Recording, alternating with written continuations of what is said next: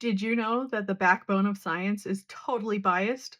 Sorry to be the bearer of bad news, but I'm Dr. Mandy Meiskins with Real Good AI. And so, what I want to talk to you today about is just a little bit about peer review. And so, first, I want to talk to you about why peer review is important to the scientific process.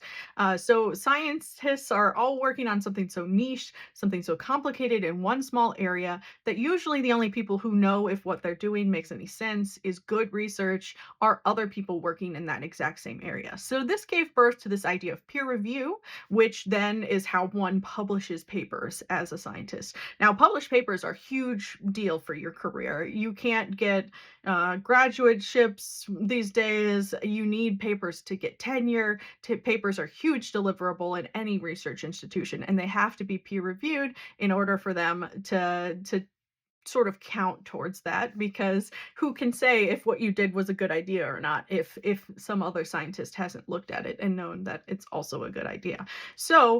It's hugely important that this is really fair to scientists, because it can make a huge deal in whether they get their career moves forward or it moves backwards.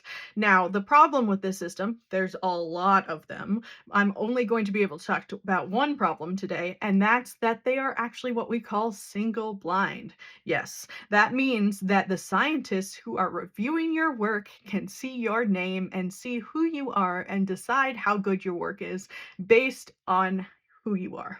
That's a huge issue to me, and I've experienced this because I've submitted papers before I got my graduate degree and after. And of course, having just that little doctor in my name has made a huge difference in the way people treat me in those responses, even though my work has not substantially changed, and in fact is sometimes the same work that's been resubmitted to different areas.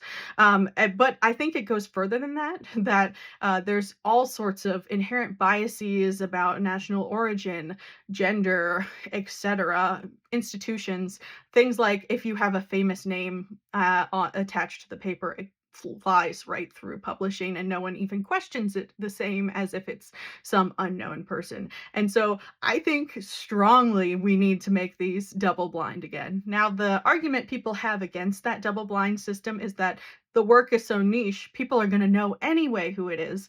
And I think it's worth the shot. So maybe if you can guess, that's fine. That's fair game. But I think we should at least be giving women and other people with diverse backgrounds the opportunities that we would otherwise get. And please hide the names. Double blind. Yay.